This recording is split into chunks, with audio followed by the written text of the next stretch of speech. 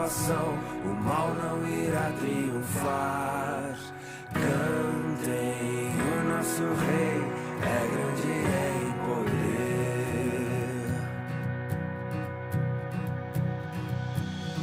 Verbo que encarnou, o amor veio a nós, em verdade e graça vimos sua luz, o princípio e o fim, o Filho de Deus que foi morto, mas agora vivo está, e naquele dia enfim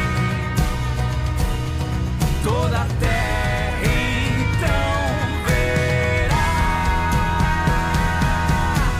Deus é a salvação, o mal não irá triunfar. Cantem, o nosso rei é grande em poder. Deus é a salvação, o mal não irá triunfar. Cantem, o nosso rei é grande em poder. Graças ao Senhor que nos libertou. Com alegria de coração nós celebramos o Rei que vive em nós,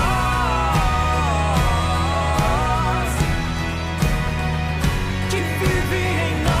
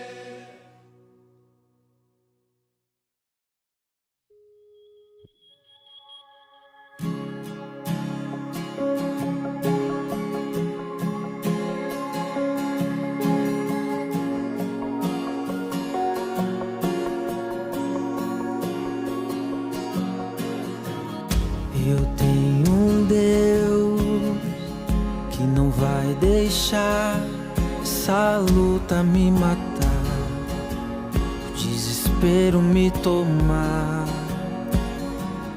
Por mais pressão que seja a situação, o controle ainda está na palma de suas mãos. Eu tenho um Deus que não vai deixar essa luta me matar, o desespero me tomar.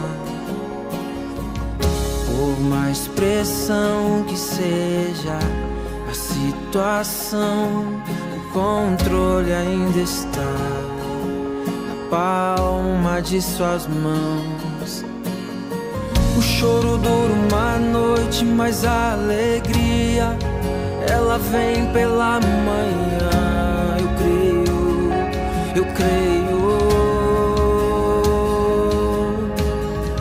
O choro dura uma noite, mas a alegria ela vem pela manhã. Eu creio, eu creio.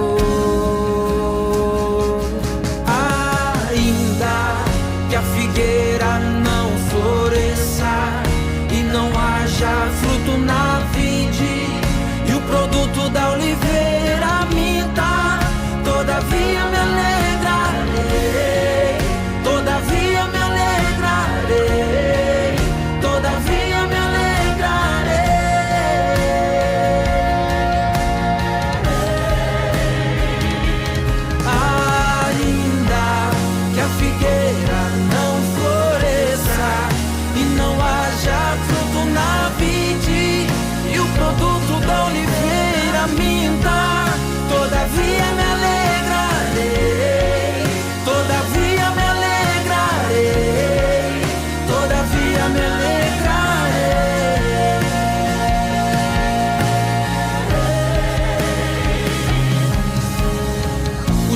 dura uma noite, mas a alegria ela vem pela manhã. Eu creio, eu creio. O choro dura uma noite, mas a alegria ela vem pela manhã. Eu creio, eu creio.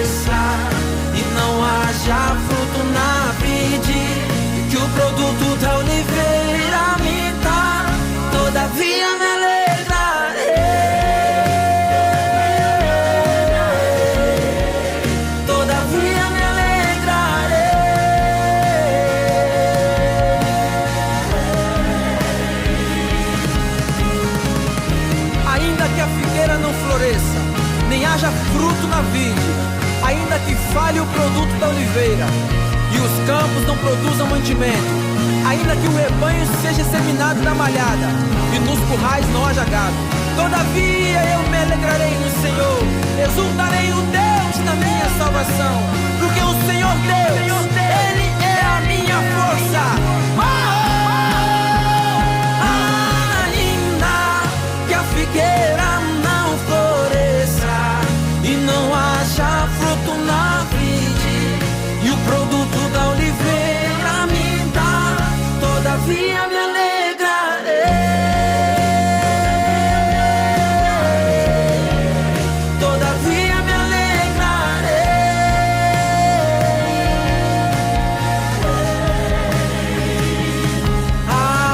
Ainda que a figueira não floresça e não haja fruto na vide, e o produto da oliveira me dá, todavia me alegrarei,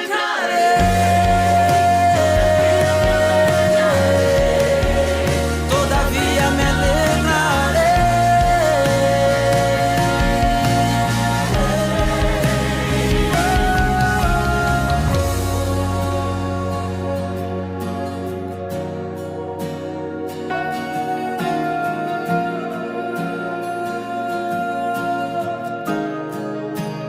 Eu me alegro em ti, Senhor.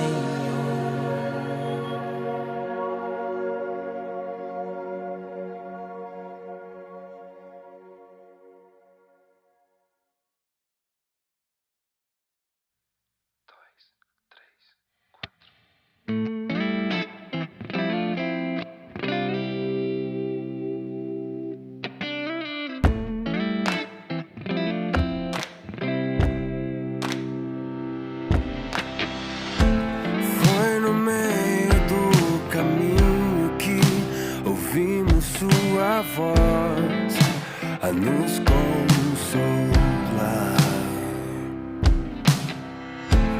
Não devia o Cristo enfrentar o sofrer para na glória então entrar. Pois se toda a história Ele fez e nos revelou,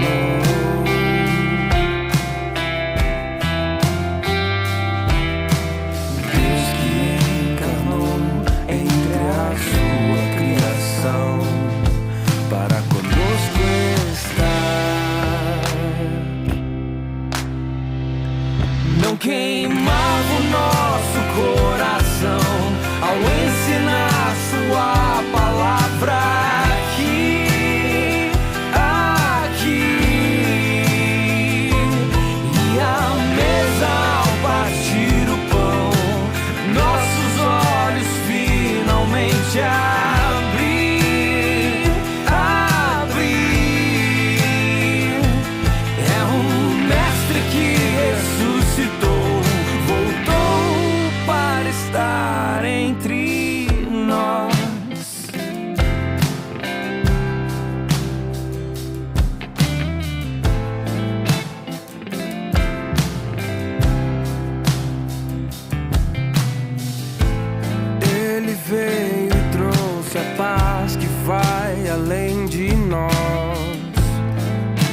pra nos confortar.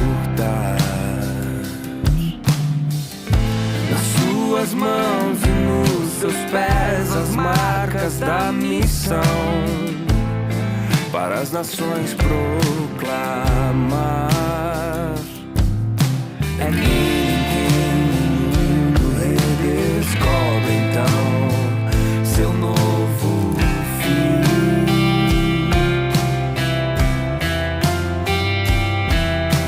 Nos enviou e seu Espírito desceu, conosco Ele está. Não queimava o nosso coração ao ensinar sua palavra aqui.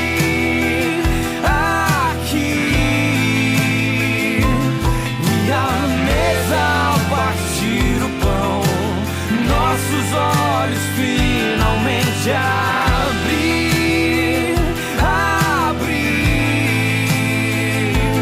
Não queimava o nosso coração ao ensinar sua palavra aqui.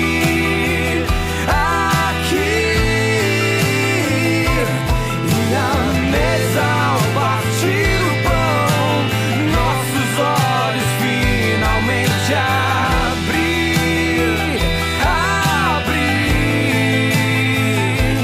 É o Mestre que ressuscitou, voltou para estar entre nós.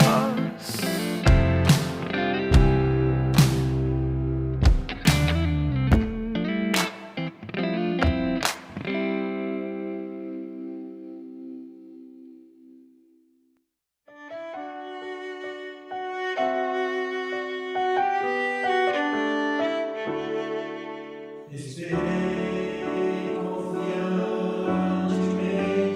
no Senhor, e Ele se inclinou para mim e me ouviu quando clamei por socorro,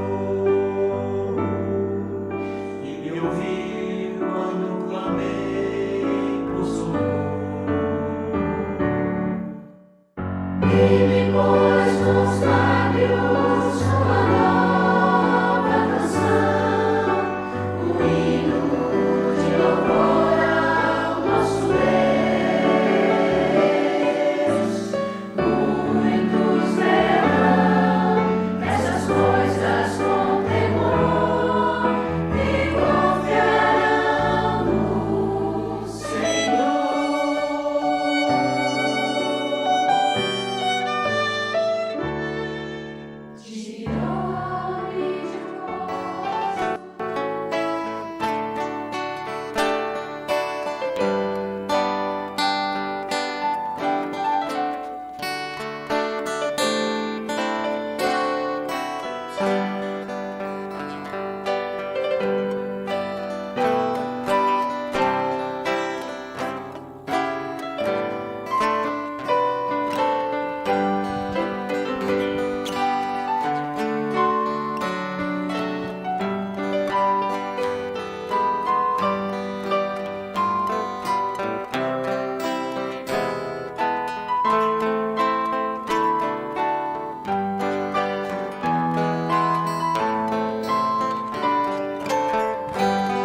Oremos.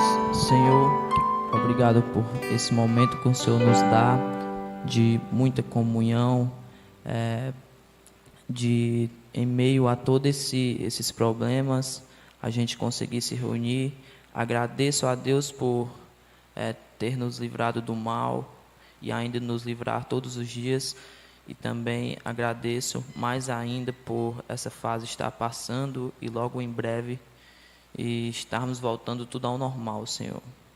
Quero agradecer também pela presença de todos os irmãos e que seja um culto de muita bênção em todas as nossas vidas. Em nome do Teu Filho amado, Salvador Jesus Cristo. Amém. Boa noite, irmãos. Quero dar boas-vindas aos visitantes, aos irmãos que puderam chegar. Também quero falar para os irmãos que estão assistindo a nossa live que tenham um bom culto. A gente vai começar entoando o primeiro cântico, exultação, e chamar o grupo de louvor.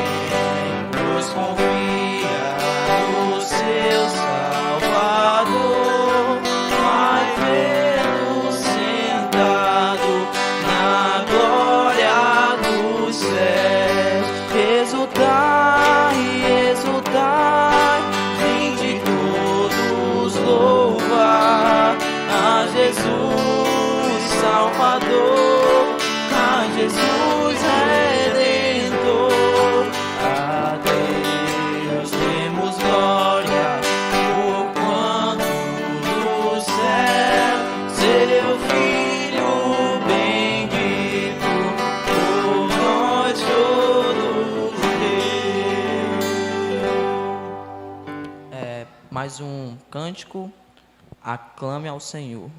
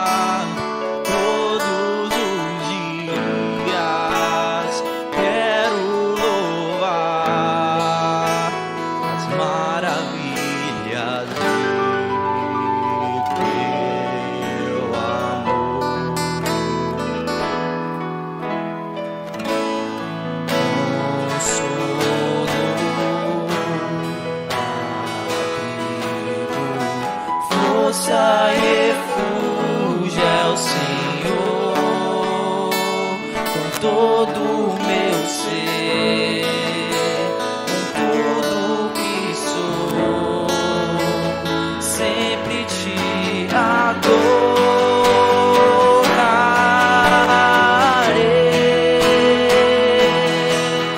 Aclame ao Senhor toda a terra e cantemos poder, majestade, louvores ao Rei.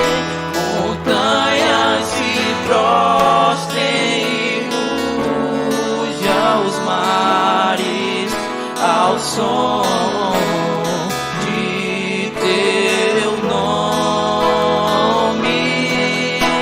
Alegre te louvo por teus grandes feitos. Firmado estarei, sempre te amarei. Incomparáveis são tuas promessas pra mim.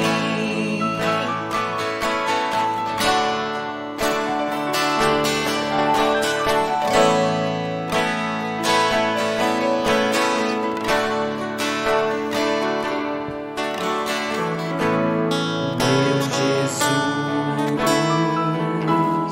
Salvador, outro igual não há.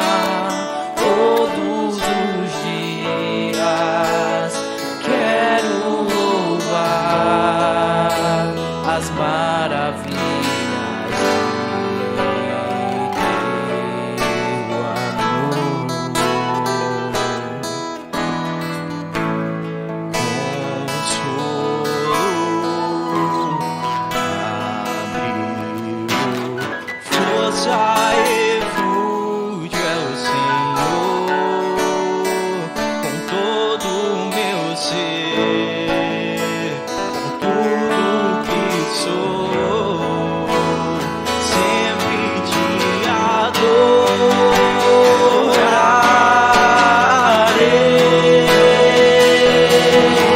Aclame ao Senhor toda a terra e cantemos poder, majestade, louvores ao Rei. Montanhas se prostrem e ruja os mares ao som de teu nome. Alegre te louvo por teus grandes feitos. Firmado estarei, sempre te amarei. Incomparáveis são tuas promessas pra mim.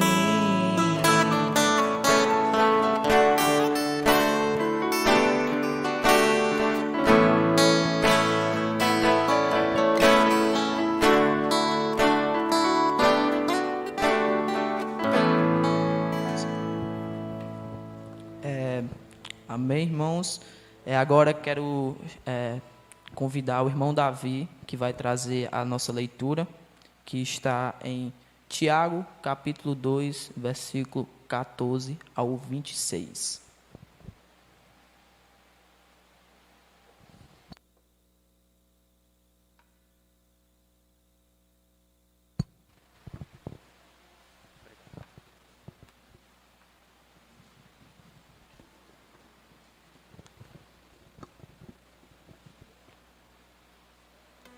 Boa noite.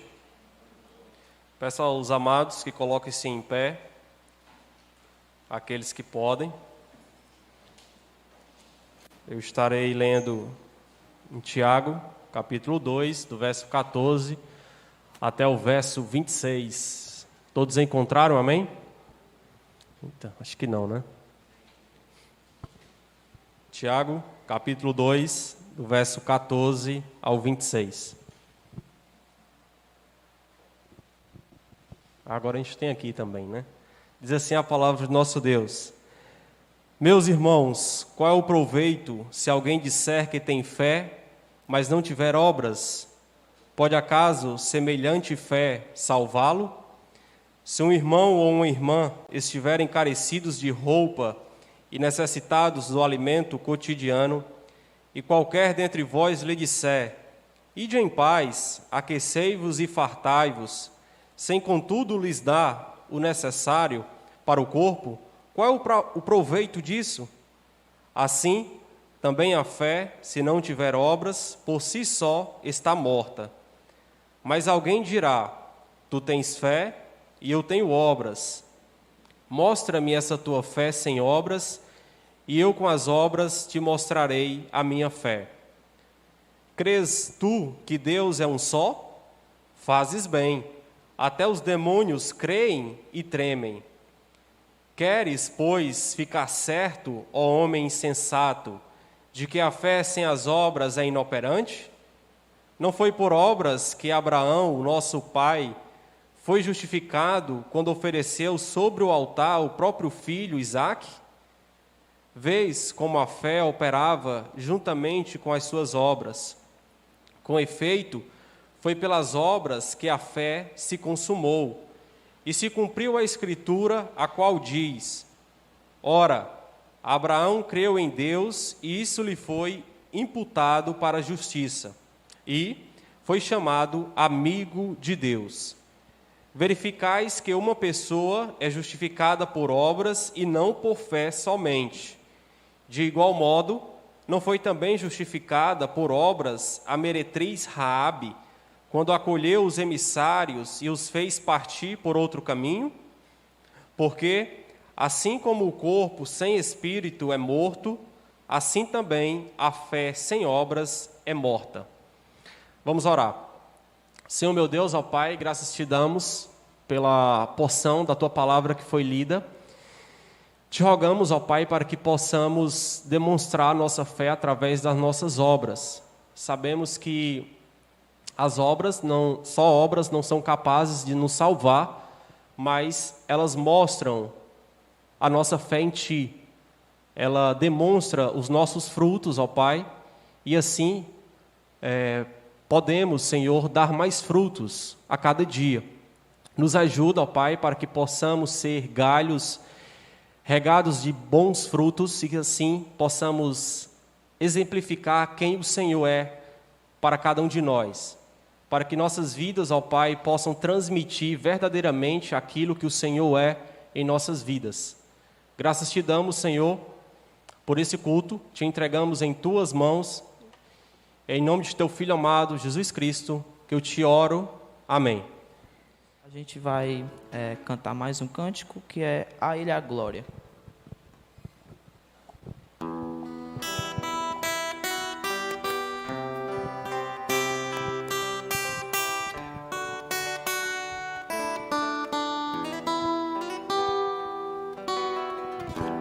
Porque dele, por ele, para ele são todas as coisas. Porque dele, por ele, para ele são todas as coisas.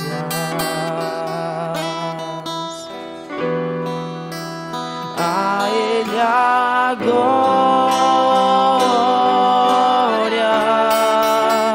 a ele a glória, a ele a glória, para sempre. Amém. Quão profundas riquezas o saber e o conhecer de Deus.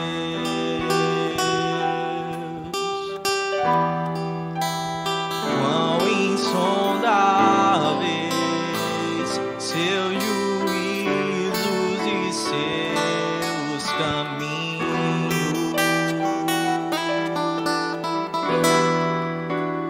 A Ele a glória,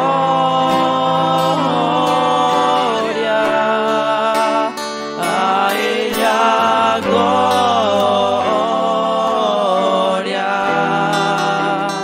a Ele a glória, pra sempre. Amém.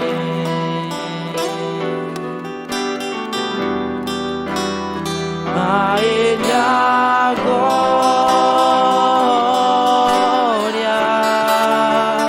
a Ele a glória,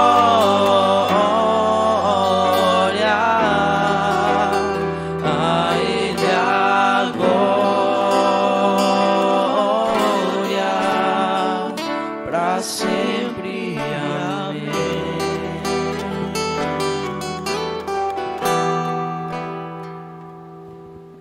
Amém. O último cântico, antes da pregação, vai ser Coração Igual ao Teu.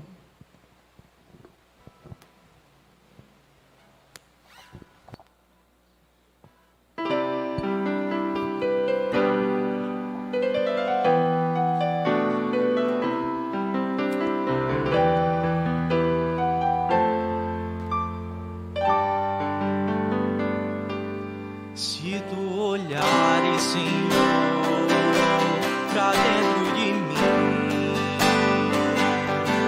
nada encontrarás de bom. Um desejo eu tenho de ser transformado.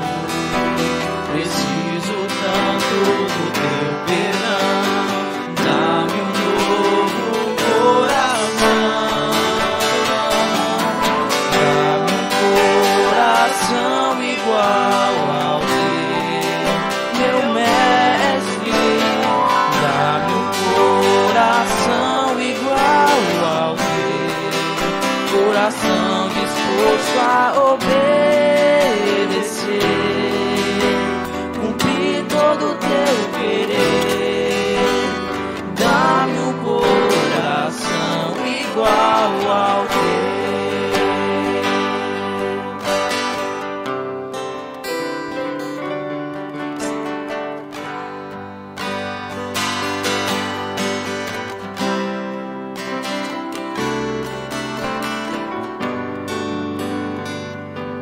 Se tu olhares, Senhor, pra dentro de mim, nada encontrarás de bom.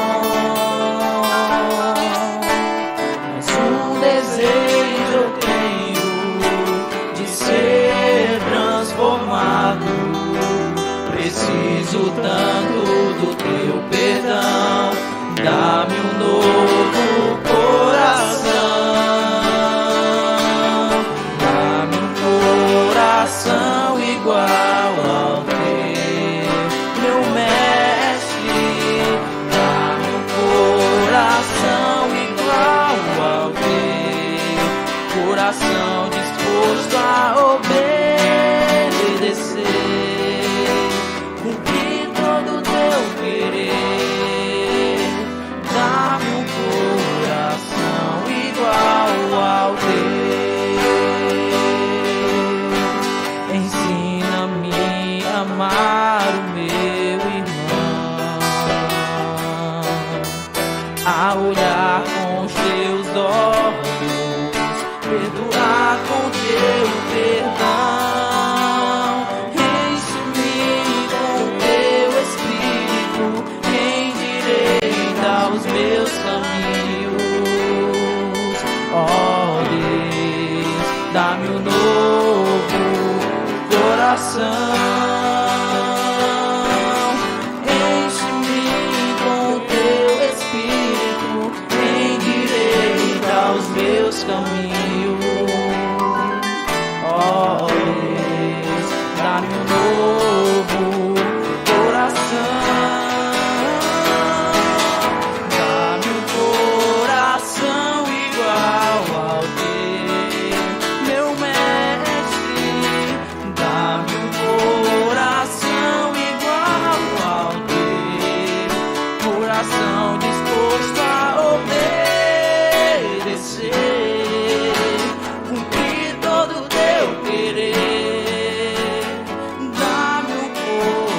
coração igual ao teu. Dá-me um coração igual ao teu. Amém. Obrigado. Quero convidar o pastor agora.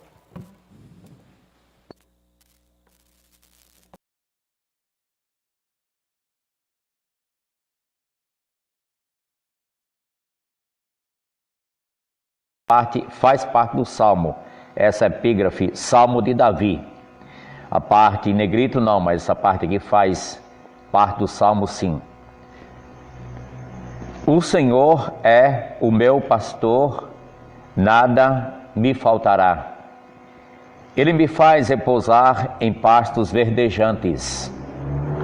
Leva-me para junto das águas de descanso. Refrigera-me a alma, guia-me pelas veredas da justiça por amor do seu nome. Ainda que eu ande pelo vale da sombra da morte, não temerei mal nenhum, porque tu estás comigo.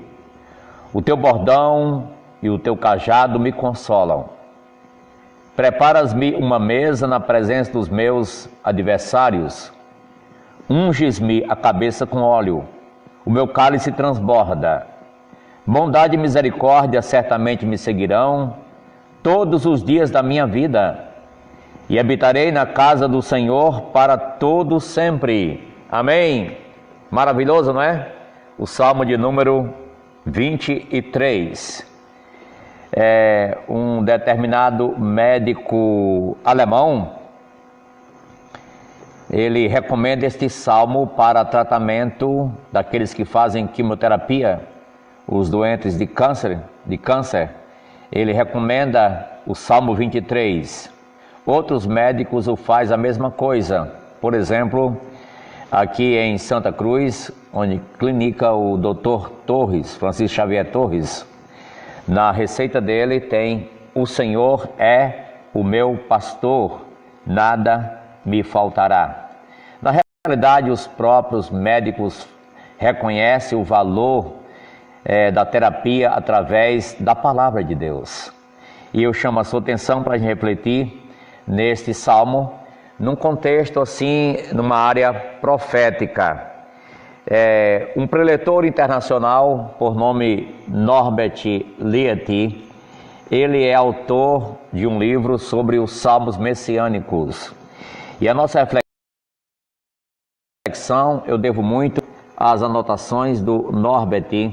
Eu vou partilhar algo daquilo que eu peguei no seu livro, no livro o Salmo, refletindo sobre os salmos messiânicos com Norbert Eliade. Eu vou partilhar apenas algumas coisas, mas seguindo o roteiro do esboço profético que ele dá acerca desse salmo. Não total, vou dar apenas algumas coisas do que é partilhado no livro. O Senhor é o meu pastor, né? Nada me faltará.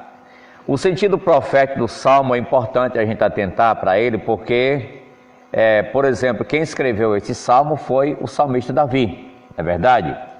E Davi era profeta. Pedro faz referência a Davi no Novo Testamento e diz: sendo, pois, profeta, então chamando Davi de profeta. Não somente foi rei, não somente foi um musicista por excelência, compositor da enologia do Velho Testamento, no caso o Salmo, o Saltério, mas também ele traz esse título de profeta. E o sentido profético é uma abordagem um pouco diferente, porque nós estamos acostumados a uma abordagem aplicando direto para nós. Saibamos que, inicialmente, esse salmo se originou no contexto judaico. Então, as pessoas principais, alvo do Salmo 23, foi o judeu. Até porque Davi era um judeu, ele era do povo de Israel, ele era do povo da nação eleita, então foi até rei de Israel. Então, a gente pode assim dizer que ele era um dos chefes de Estado da nação judaica. E era também profeta. E as declarações, eu vejo esse salmo assim como um testemunho. Na realidade, os salmos são para ser cantados. E a declaração do Salmo 23:1 é que o Senhor é o meu pastor. Fiz uma abordagem no culto dominical sobre cada palavra desse verso número 1 e como tem sentido a partir das letras separadas que formam palavras também. Bem, o Senhor é o meu pastor, no caso aqui, a representação profética, nós sabemos que Deus era o pastor de Israel. Isso se deu lá no Egito. José foi para o Egito, depois vai sua família, seus pais vão para o Egito, e então lá no Egito o povo torna-se uma nação numerosa ao ponto de quando vai sair, você pode constatar apenas soldados, 600 mil soldados, homens de guerra que saem do Egito. Uma estimativa numa população geral que saiu do Egito, mais de 2 milhões de pessoas, 2 milhões e algumas mais pessoas saíram certamente do Egito.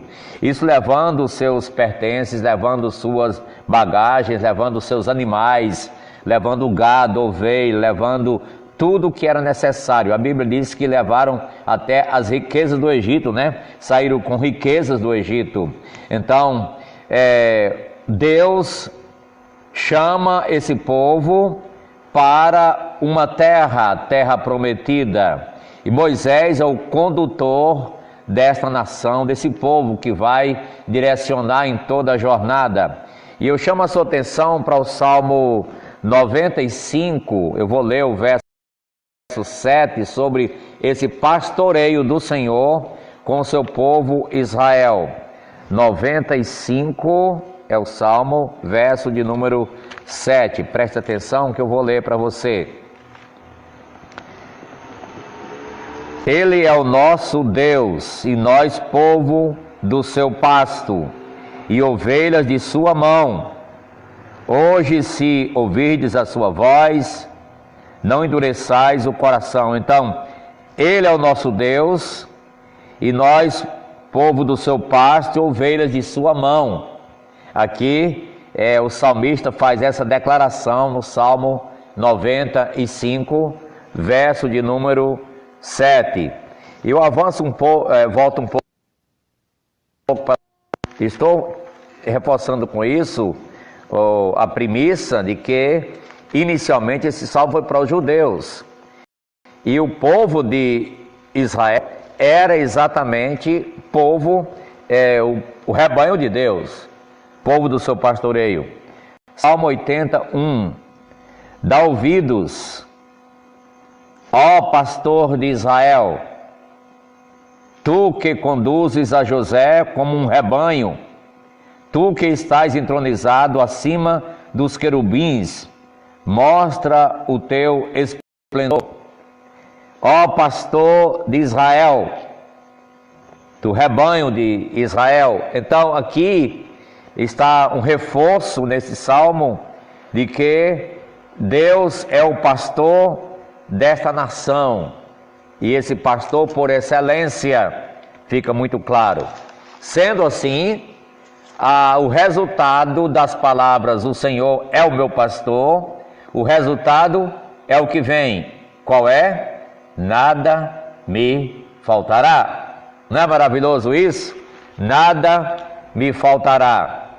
Deus tira Israel do Egito para levá-lo a um lugar de suprimento, um lugar especial, uma terra que emana o quê? Leite e mel, terra produtiva, uma terra de abundância. Olha, irmãos, o que diz aqui o Salmo 78. Salmo 78, a partir do verso número 52. Salmo 78, verso 52 em diante. Eu vou ler aqui. Aqui as páginas estão ainda coladas, né? Isso é outra forma de dizer que a Bíblia é nova, verso 52. Fez sair o seu povo como ovelhas. Isso falando, o salmista falando da retirada do povo de Deus da terra do Egito. Asaf, assim, o diz nesse salmo didático. Fez sair o seu povo como ovelhas e o guiou pelo deserto como um rebanho. Note que o Salmo 23, a aplicação primária é para os judeus. Por interpretação, esse povo teve o privilégio e a preeminência nesse salmo. Fez sair o seu povo como ovelhas e o guiou pelo deserto como um rebanho. Dirigiu com segurança e não temeram, ao passo que o mar submergiu os seus inimigos. Levou-os até a sua terra santa, até o monte que a sua destra adquiriu. Então aqui Deus conduzindo esse povo em uma trajetória com um propósito.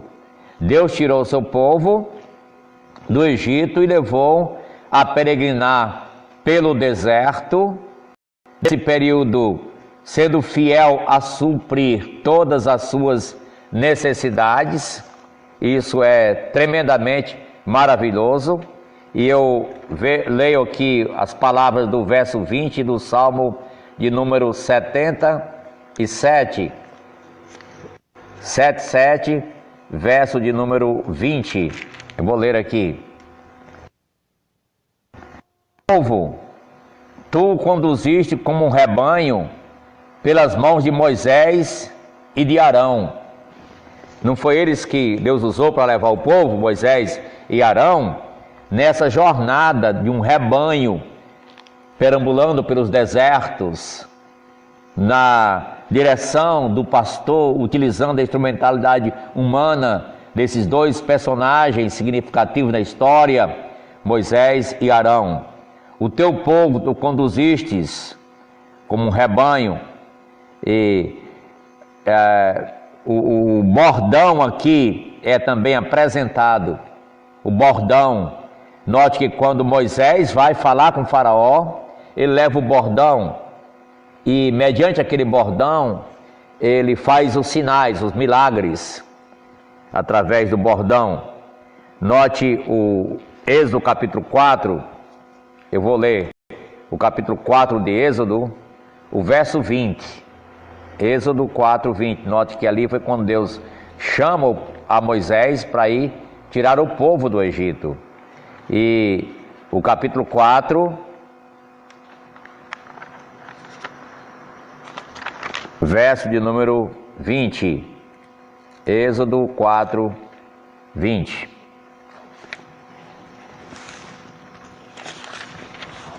Tomou, pois, Moisés a sua mulher e os seus filhos, fê-los montar num jumento e voltou para a terra do Egito. Moisés levava na mão o bordão de Deus. Note que o cajado, o bordão, era de Deus. A vara era de Deus. O bordão de Deus.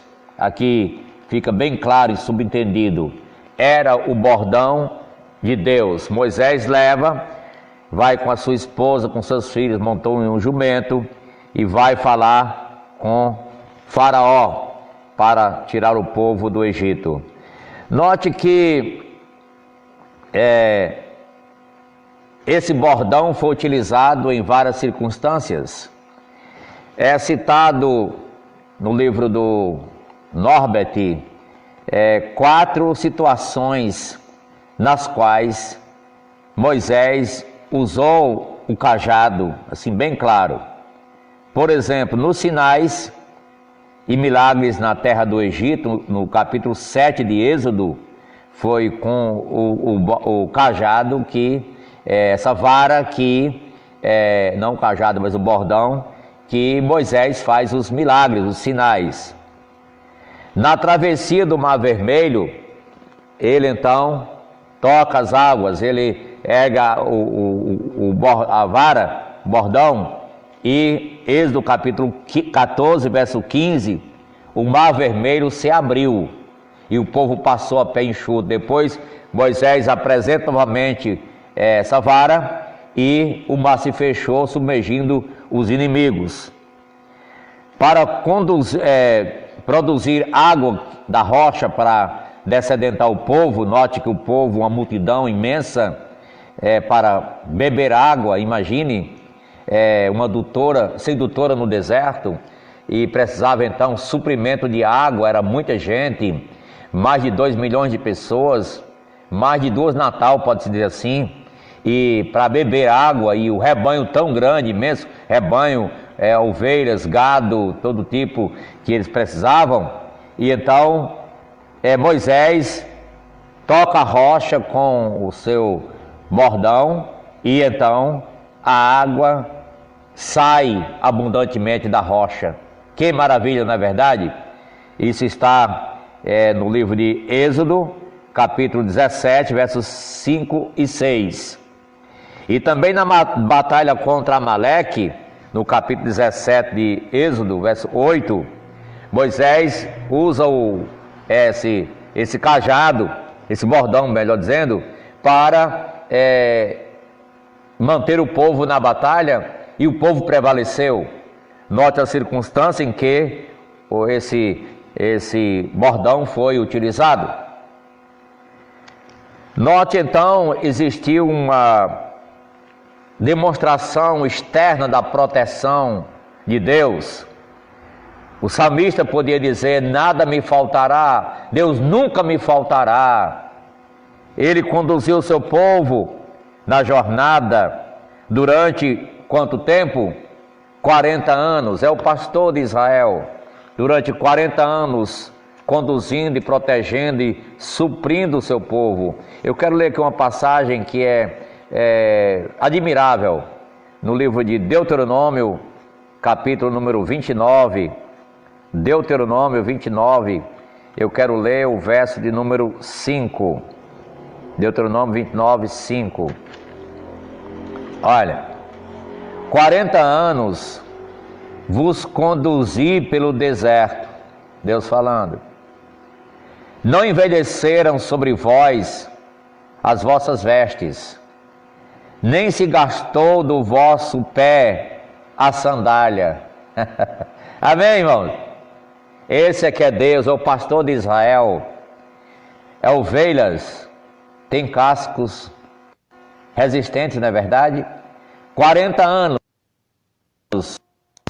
não se acabaram, as sandálias não se gastou. Que maravilha, não é? A sandália não se gastou durante esses 40 anos, conforme Deuteronômio capítulo 29, verso 5.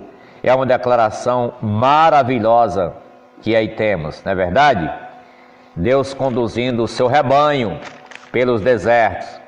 Moisés precisava de muita comida diariamente para esse povo, sabia disso? Muito alimento. A estimativa que é feita no livro do Norbert diz que Deus precisava de 1.500 toneladas de alimentos diariamente para manter esse povo vivo. Gente, era muita gente para comer, mais de 2 milhões de pessoas. Num deserto, gente, isso não é algo que acontece naturalmente. Foi a provisão de Deus mandando o maná do céu para encher a terra todas as manhãs. Eles colhiam alimento suficiente para o dia, água suficiente para o povo e para o gado que saía da rocha. Eles bebiam de uma fonte espiritual que os seguia, bebiam de uma pedra, e diz em 1 Coríntios 10,4 que a pedra era Cristo, essa pedra que os seguia.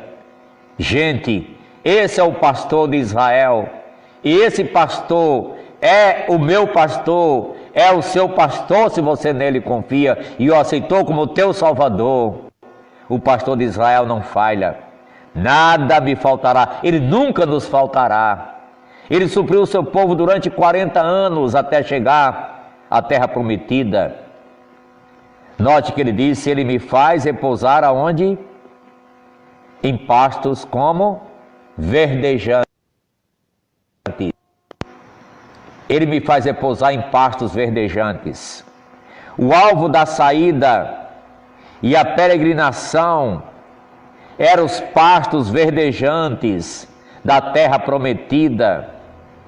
Gente, o alvo exerce uma grande influência no peregrino. Aproveito para dizer que nós somos peregrinos e forasteiros aqui na terra, mas nós temos um alvo, temos uma meta, temos um destino, não é verdade? Então não se enganche por aqui, porque nós temos uma meta a cumprir e nosso alvo é bem mais elevado do que as coisas que nos cercam. Não nos prendamos nas coisas aqui da terra. Somos peregrinos forasteiros rumo à terra prometida, rumo aos céus, a cidade de Deus. O povo tinha como alvo a terra que emana leite e mel, não é verdade? E o povo então foi influenciado por esse alvo supremo. Deuteronômio capítulo 8, eu quero ler contigo os versos 8 e 9. Deuteronômio 8, versos 8 e 9. Preste atenção sobre essa maravilha. Versos 8 e 9. Capítulo 8, versos 7 a 9, melhor dizendo, 7 a 9, vamos ler. Porque o Senhor teu Deus te faz entrar numa boa terra, terra de ribeiros de águas, terra de ribeiros de águas, de fontes, de mananciais profundos, que saem dos vales e das montanhas, terra de trigo e cevada, e vides, e figueiras e romeiras, oliveiras de azeite e mel, terra em que comerás o pão sem escassez, e nada te faltará nela, terra cujas pedras são ferro e de cujos montes cavarás o cobre. Gente, aqui era o alvo do povo, Deus levando o seu rebanho aos pastos verdejantes da terra prometida. O sentido profético desse salmo é maravilhoso, é glorioso, é grandioso. Quando é enviado os espias para rever a terra, olhar a terra, trouxeram uma demonstração dessa realidade. Um cacho de uvas. Números 13, 27 e 23 a 26. Esse cacho de uva foi carregado por dois homens, um cacho de uva colocado num cajado para poder trazer, porque era grande e pesado, tinha que ser dois homens para trazer um cacho de uva. Essa é a terra que Deus prometeu ao seu povo, os pastos verdejantes ao qual ele conduziria, como uma representação até futura, veremos daqui a pouco. Bem, leva-me para junto das águas de descanso. Ovelhas têm que estar próximas às águas tranquilas, quietas, próximas ao pastor, aí elas podem repousar, beber água à vontade, descansar. Leva-me para junto das águas de descanso. Veja o que foi que Josué disse no capítulo 21, verso 43. Josué, capítulo 21, versos 43 e 45. Veja isso. Desta maneira, isso foi depois que eles entraram na terra, depois da conquista da terra, olha o que acontece. Desta maneira, deu o Senhor a Israel toda a terra que jurara dar a seus pais, e a possuíram e habitaram nela. O Senhor lhes deu repouso, Ele me faz repousar em pastos verdejantes, e o Senhor lhes deu repouso em redor, segundo tudo quanto jurara a seus pais. Nenhum de todos os seus inimigos resistiu diante deles. A todos eles o Senhor lhes entregou nas mãos. Nenhuma promessa falhou de todas as boas palavras que o Senhor falara à casa de Israel. Tudo se cumpriu. Amém. Deus seja louvado, irmãos. Que maravilha as declarações sobre o repouso aqui apresentado. Ele me faz repousar em pastos verdejantes, leva-me para juntar as águas de descanso. O repouso aqui representado. Depois da conquista foi apresentado exatamente isso. E ainda o verso número 14 do capítulo 23, 14, eu vou ler, de Josué. Eis que já hoje sigo pelo caminho de todos os da terra, e vós bem sabeis de tudo que o vosso coração, de todo o vosso coração, de toda a vossa alma, que nenhuma só promessa caiu de todas as boas palavras que falou de vós, o Senhor, vosso Deus, todas sobrevieram, nenhuma delas falhou. Josué 23, 14. Como Deus cumpre a sua promessa, Deus cumpre a sua palavra cabalmente. As águas de descanso apontam para a paz que Israel, mas aponta para uma paz que por enquanto eles estão distantes dela ainda. É uma paz futura, mas que teve uma representação. Agora virá um repouso verdadeiro no futuro. E eu peço para você prestar atenção, pois eu vou ler o que está em Hebreus capítulo 4. Hebreus capítulo 4. É o estudo, então um pouco assim, meio exausto, assim, um pouco cansativo, mas gostoso, não é? A palavra de Deus a gente se deleita nela. E olha aqui, Hebreus 4, versos 8 a 10. Note como houve esse descanso, esse repouso, mas que isso aponta para um repouso maior e futuro. Verso 8 de Hebreus 4. Hebreus 4, 8.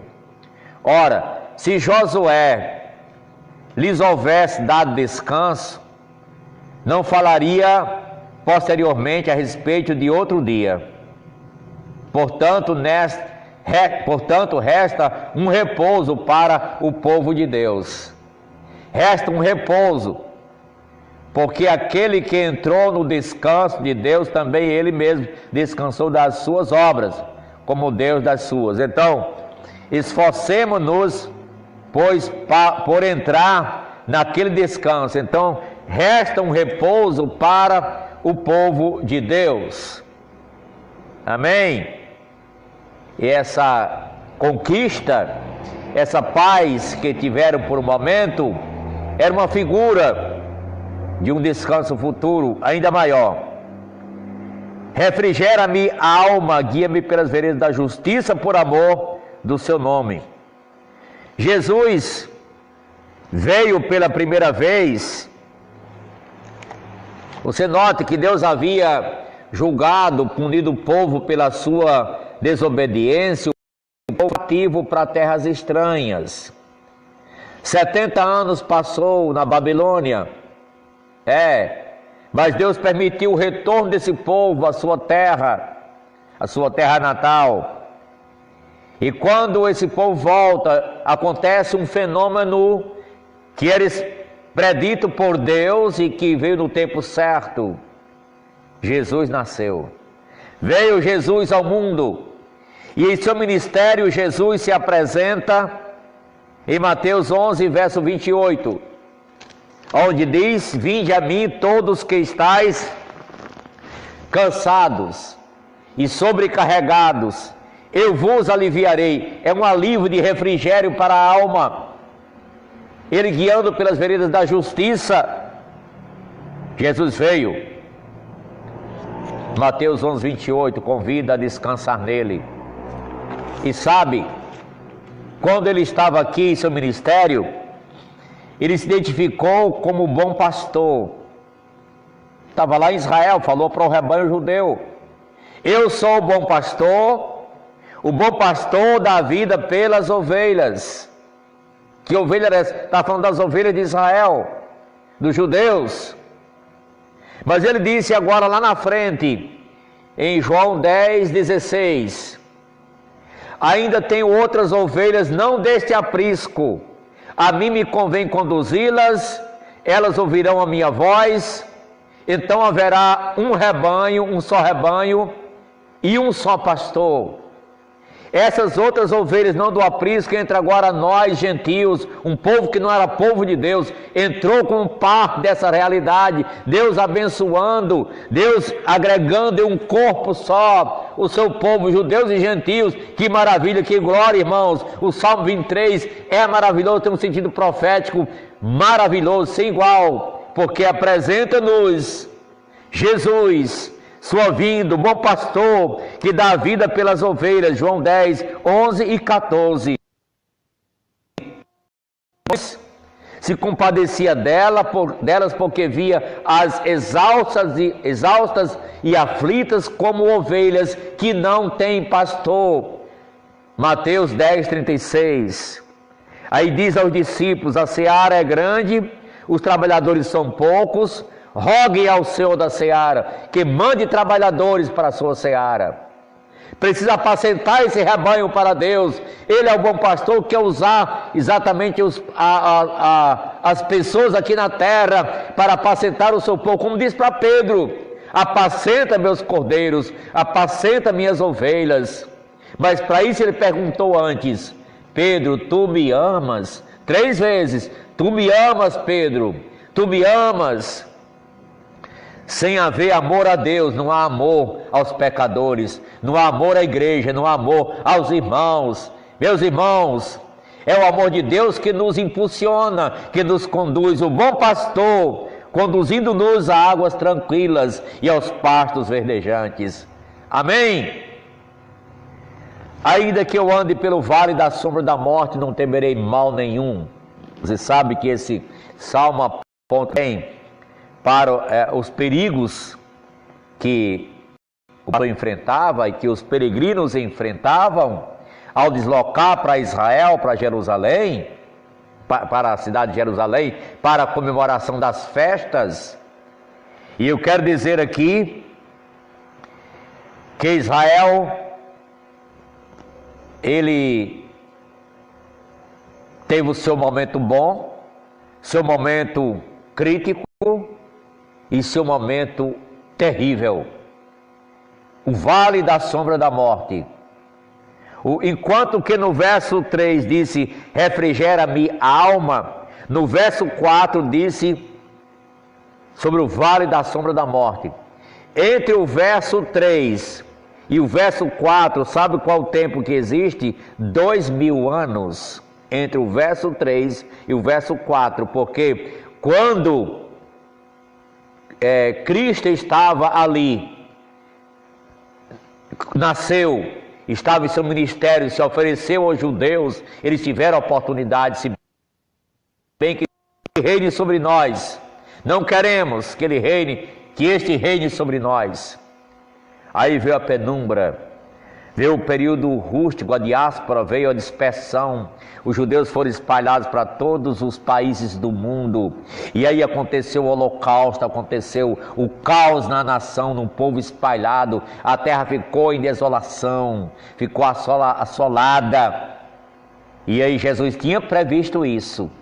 E ele chorou sobre Jerusalém. E ele dizia: Jerusalém, Jerusalém, que matas os profetas e apedrejas que te foram. Quantas vezes quis eu reunir vocês, como uma galinha reúne os seus pintinhos debaixo de suas asas, e vós não quiseste, Jerusalém. Ele chorou sobre a cidade de Jerusalém. Ele viu um futuro onde seriam levados, a cidade saqueada, e seria o povo levado escravo, levado para todo lugar. Gente, aconteceu o Holocausto, triste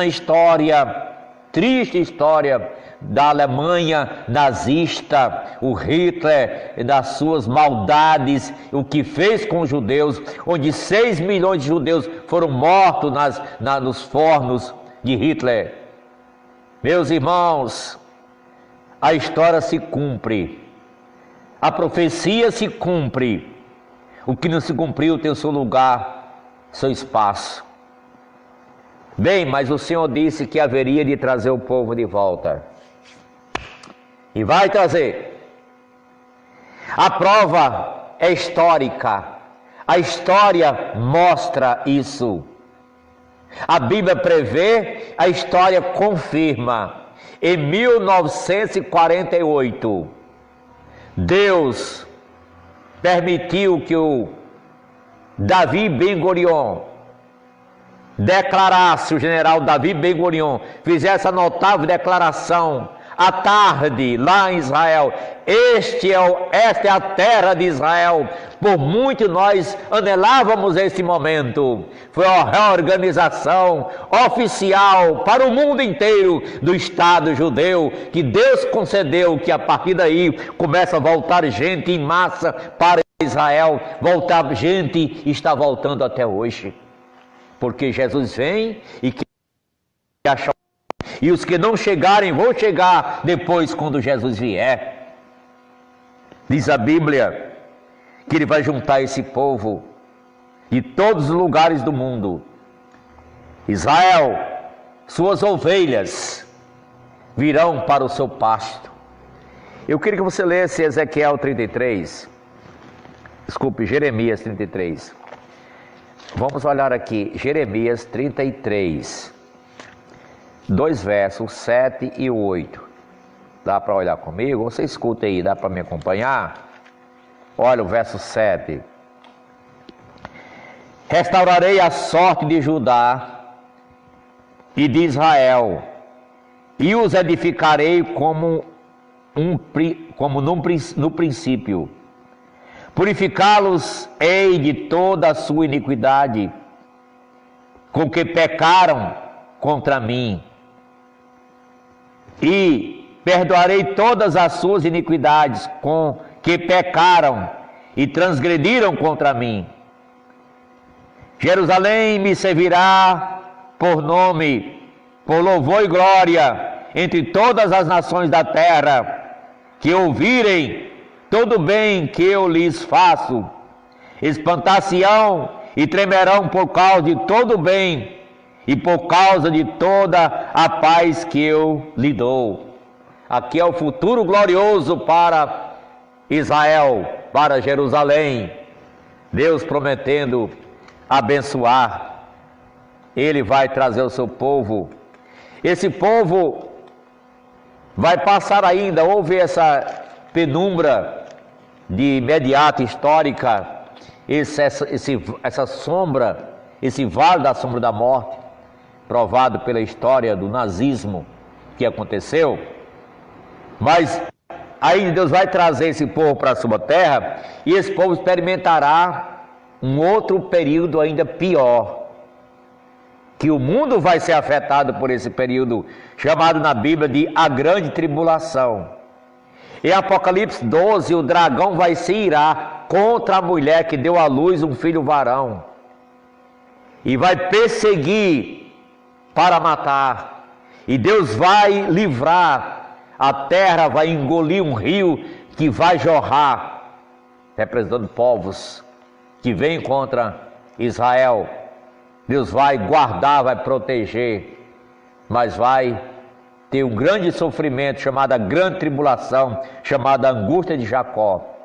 Mas Deus vai reunir esse povo todo na sua terra, e cumprirá suas promessas. Eu queria que você lesse, porque é dito: preparas-me uma mesa na presença dos meus adversários. Eu queria que você lesse o capítulo 37 de Ezequiel. Eu vou ler para você aqui, Ezequiel 37. Presta atenção como esse Salmo 23 terá o seu cumprimento na íntegra dentro das páginas proféticas da Palavra de Deus. Capítulo 37 de Ezequiel, você vai ver aqui, verso 24 em diante. Presta atenção. O meu servo Davi reinará sobre eles, todos eles terão um só pastor. Olha aí, o pastor de Israel. Andarão nos meus juízos, guardarão os meus estatutos, habitarão na terra que dei a meu servo Jacó, na qual vossos pais habitaram.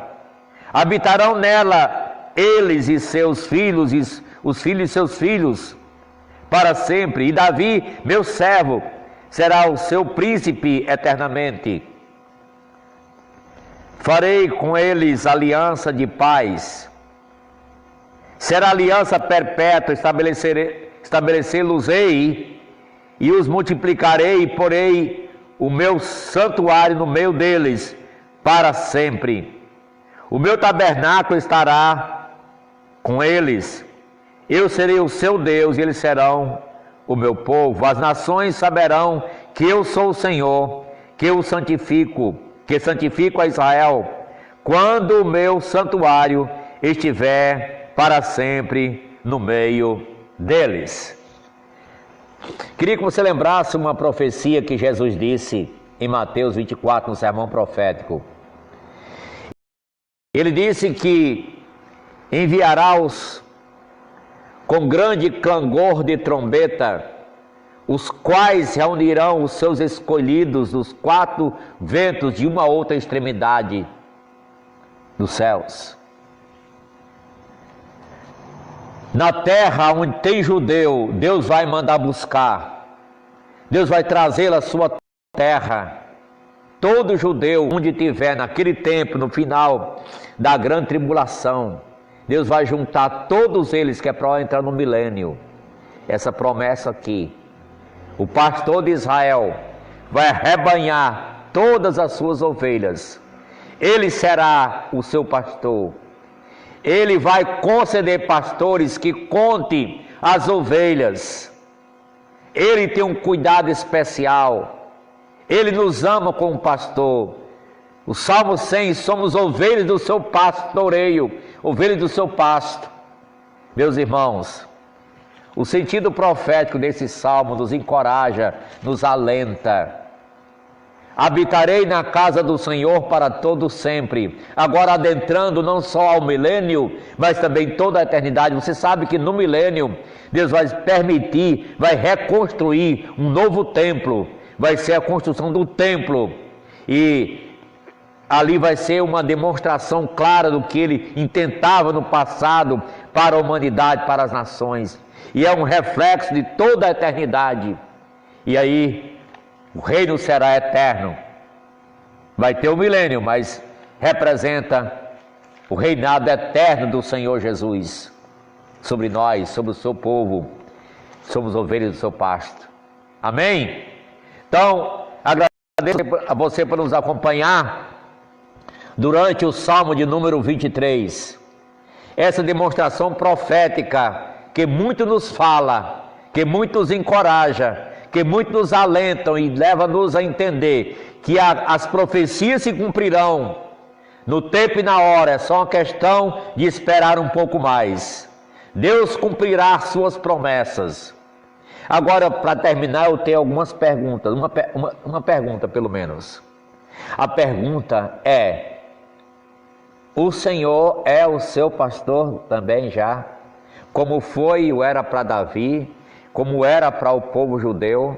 Ele já é o seu pastor, porque Ele nos dá o direito de chamá-lo como nosso pastor, nosso Salvador, nosso Senhor Jesus Cristo. Ele disse: as minhas ovelhas ouvem a minha voz, eu as conheço e elas me conhecem. Você segue a Jesus, você ama o bom pastor Jesus Cristo, você ama o seu rebanho, o seu povo. As ovelhas estão sempre aconchegadas umas às outras, e sob a supervisão e direção do Supremo Pastor Jesus, que pela sua palavra nos direciona o caminho certo a seguir. Convido-te a adotá-lo como teu pastor, como o Senhor, que é Salvador, que é protetor, que é aquele que nos guia, nos conduz ao que de melhor. Amém? Muito obrigado.